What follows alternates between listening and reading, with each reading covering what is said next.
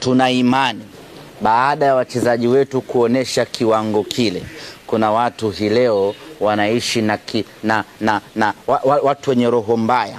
Imewauma vibaya mno, imewakereketa pakubwa sana, imewafanya wasilale usiku kucha kufikiria namna gani wanaweza kuwadhuru wachezaji wetu. Hilo hatuna mashaka nalo, tuna uhakika kwa 100%, hasa wale watu wasiotutakia mema timu yetu ya Simba Sports Club.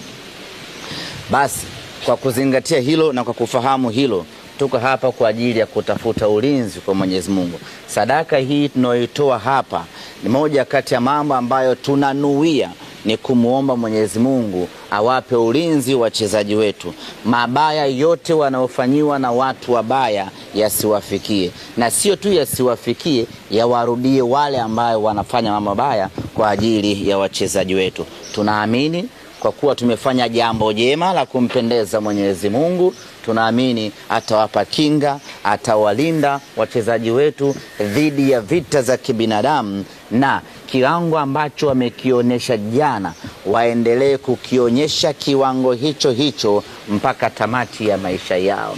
Na tunaamini kwa ubora ule ambao ameuonyesha Libase Geye jana, akipata ulinzi wa Mwenyezi Mungu, akapata kinga ya Mwenyezi Mungu, mwaka huu itakuwa ni balaa kubwa sana, na Jumapili itakuwa ni hatari kubwa mno anakwenda kuifanya.